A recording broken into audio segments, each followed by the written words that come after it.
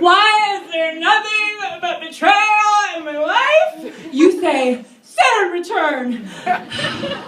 When you walk down the street and you run into an arch nemesis, only to realize you never anticipated yourself having an arch nemesis at the tender age of 29, and also if you did have one in your imaginings, you would certainly be wearing a better outfit when you ran into her. For crying out loud, just throw your hands into the sky to the goddess and shout, Saturn return! When crying during an episode of The Office because you realize in all likelihood you will never ever work in an office nor drive a Prius. You comfort yourself while rocking, saying, Saturn return, Saturn return, Saturn return. When you get burned, Saturn return. When you burn a bridge, Saturn return. If Saturn return is the lock, my friends would have me believe something called self-care is the key. Well, we didn't have self-care in the Midwest. I learned a bit about self-care as such from people who were usually doing the opposite of that during my after hours at the bar in the Mission. They would talk with me about really working on themselves while really working on a shiny bag of cocaine. Then there were the others who used the term self-care as a kind of sheriff's badge, only they were sheriffs over a town of shame. Shaming sheriffs. Oh, so-and-so, she just doesn't take care of herself. She should do a cleanse. She should try detox tea. She needs veggies. She needs to juice, etc., etc., etc. It is the woo West Coast version of the old Midwestern grannies in my neighborhood using the statement, God bless her, but in front of every insult and piece of traded gossip. Self-care. Manifesting, witchy woo, crystals and minerals in the pockets of your sexy mom jeans, communal baths, hot springs, bubble baths, all water activities having a totally non-bathhouse, not sexy time vibe. This is self-care, people. Come on, perverts. Stone massage, taking photos of your tea in a sprig of lavender and posting it on the internet. Burning sage, mani-pedis with your ladies.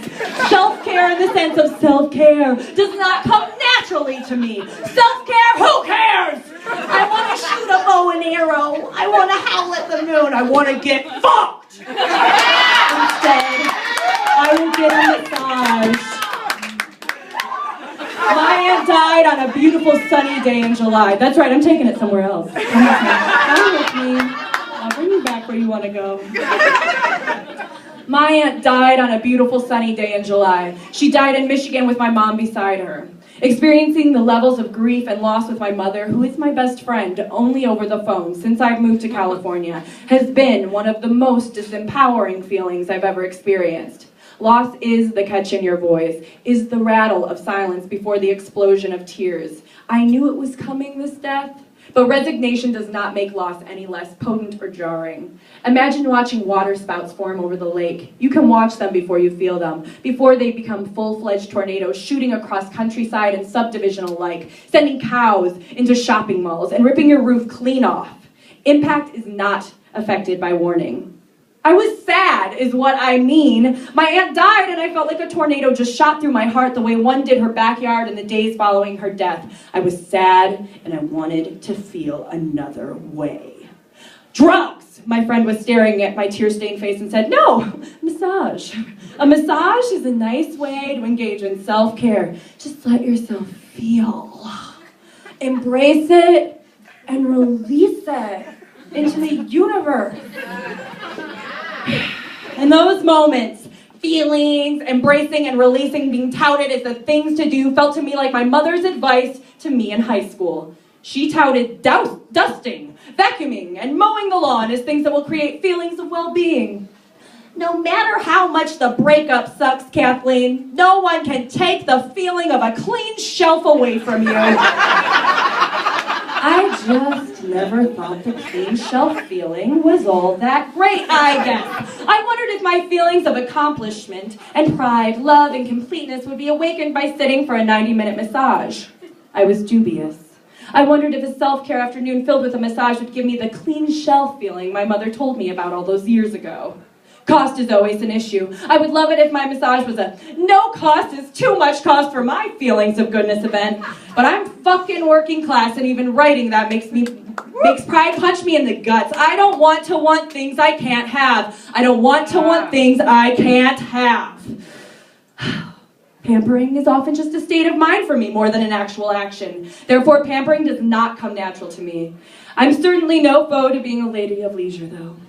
I decided to go for the most cost-effective and time-sucking massage I could find. There's a place on Geary where you can walk in and get a 90-minute massage and a 30-minute hot tub experience for about $60. Wild. I felt like I won the sad person lottery. When I walked into the spa, after I pointed to the massage of my choice, the woman explained that I should soak in the hot tub before my massage, you know, in order to be as wet as possible. Because you'll really, want that desired wetness.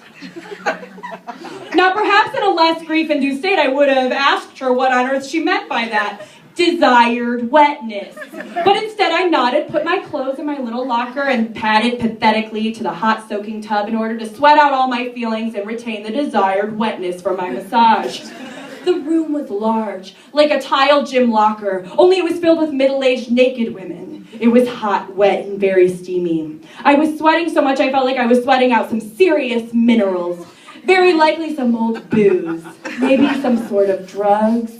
Definitely vitamins. Probably pizza. Absolutely pizza and Coca-Cola. I felt like I was on the edge of something, the self-care high, let's call it, where when I meandered into the wet sauna for a brief, other sort of wet break, I had a series of declarations sweep through my sweat-addled brain. You should come here every day.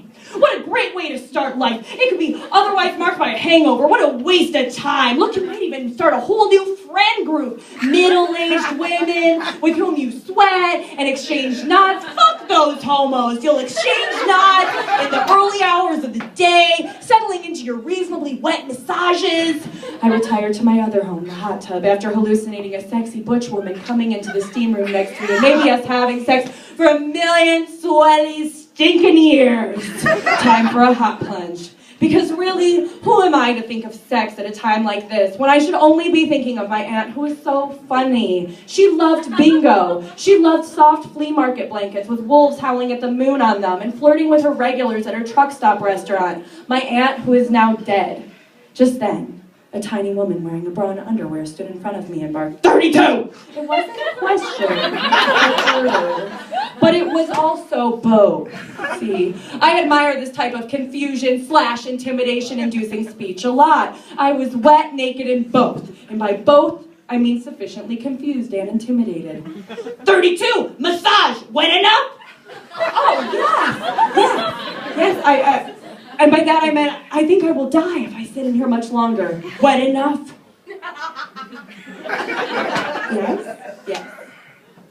Yes. Absolutely. I'm still in the dream where I'm meeting someone for the first time who is not an emergency surgeon, and I am standing naked in front of them. But this time I am not dreaming, folks. This time I'm going to a massage. In my imagination, a place that should be known as, at your age, you should know better, instead of the more innocuous and cute-sounding title of imagination. Well, in my imagination, things are not often as they are. My expectations and romantic way of thinking of things is often hurtful. My imagination is a dangerous place, people. I would imagine the whole massage walk would have first involved me putting on a towel. But it strangely didn't. I would also imagine this woman and I walking down a corridor to a dimly lit massage studio room with Enya playing and maybe soft gray walls. But we didn't go down a corridor. We walked 2 steps away from my hot tub home to a shower curtain. She pulled back that shower curtain and I blinked. Blink, blink, blink. This was not a room for the modest. It was a white linoleum fluorescence like the rest of the spa. There was a large trash bin in the corner filled with what appeared to be water. There were children's sand pails floating on top. There was a massage table for sure, but one for a horror film as it was covered in a plastic tarp. And there was a drain directly underneath the table. This is the first opportunity of many where a person could feasibly leave gracefully, but doesn't. For curiosity or damn foolishness, who can say? I also realized at this moment that I couldn't think of one friend off the top of my head who wouldn't be bolting for the door, or at least asking a few questions, really doing anything instead of what I was doing, which was, of course, to lay down on the table and accept my fate, whatever it was. God help me. She threw a tiny washcloth over one end of the plastic table and said, "Put your face there." I did, and immediately was surprised. It seems my massage therapist has some sort of superhuman strength. I was struck by her hand on my ankle, which immediately got its grip and threw my legs open, and at the same moment, her apparent third arm thrust a bucket of water up the highway of massage table that was between my legs. Oh, where was that massage table heading? Straight to my you-know-where. That's right, on that highway of no man's land to Pussy Palace. It seemed from my face-down vantage point, she was like one of those amazing drawings of a Hindu goddess, because it seemed she had 8 arms, each holding a bucket, and each arm had a kind of ruthless ability to send powerful seas of water over me, inside me, splashing any semblance of my modesty right off the table and down the drain below me. I was laughing a little, wondering what the hell was to come. At this point, I heard what sounded like rubber gloves being put on. I was in the same kind of sweeping, brutal strength she had displayed previous in this ordeal. She began scrubbing me. I equate a spiritual scrubbing with baptism. Well, I am one hell of a sinner, and this lady must have known it. Because baptism had nothing on her. If you've ever wondered, hey, are the back sides of my knees completely disgusting and dirty to other people? Well, this woman has your answer, and that answer is yes. Everyone thinks the back of your knees are disgusting and filthy. They make them vomit. This was how she regarded my body. I was surprised she wasn't grunting since she was working me over so completely. I was actually terrified and ticklish and weirdly stimulated as she scrubbed and cleaned my inner thighs. Maybe she was grunting and panting, but the roar of my embarrassment was pretty loud at this point. I couldn't tell you. My shame was so loud I didn't hear her demands for me to turn over. I was also bracing myself for a full cavity scrubbing, not in anticipation born of any desire or initial expectation, one more born out of fear, and perhaps my history as neurotic masseuse myself. My imagination was overworking again. It seemed a happy ending was not in the cards for me.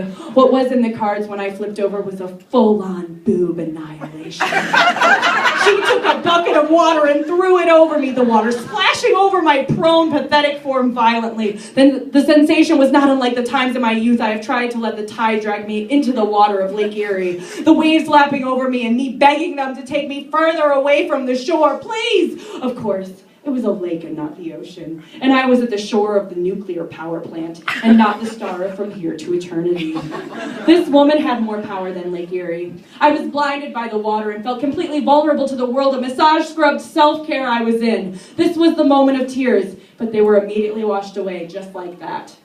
Now was not the time for wallowing, Miss Yoas. I could barely keep the image of my aunt's face, which was haunting me for days in my mind with all the shaking, tickling, super soaker bodily sensations I was enduring. Now was not the time to wallow. Now was the time to be cleaner than you've ever been before. Around this time of clarity, my masseuse began playing what felt like a childhood game of "Where's your belly button?" I tried to suck in my stomach, but all I succeeded in doing was creating a bowl-like shape for her to scour like some grease-caked dish in the sink. There was no use struggling. I was stuck, laughing at this point hysterically, and this woman understood me and my needs probably more than anyone else because she did not let up, and instead began laughing loudly at me, right in my face, as she did what was impossible. She brought me out of my grief-caved brain and brought me back into my body. My surprise continued as she scrubbed my hair until I could tell it was straight. The curls beat clean off my head. I slid all over the horror movie bed and didn't give a fuck to hang on any longer. I knew this wasn't what my friend had in mind when she told me to get a massage, but I didn't care about that either. This was what I needed. Fluorescence realness. Since I got the news my aunt died, I moved the whole show up to my brain and was living as if my body was the worst, most scary thing I could do. Loss is like that. Fear is like that. We move the program up about 5 feet to our head and forget the rest. It's painful to walk around in the world when we know a person we loved can't walk with us on this plane. But my body goes on, and I could feel that loss humming in me and parts of holding on to that loss going right down the drain. Life was rattling in my rubbed raw chest, sure as my heart was pounding. And I became the thing my mom always wanted for me when I was sad. I was the clean shelf. And I finally had that clean shelf feeling she always touted. Somehow, I don't think my Midwestern massages are weird mom would fully understand, but that's the best way to say it. And so, in this episode of A Lesbian's Guide to Self-Care in the 90s, I say, hello to my body.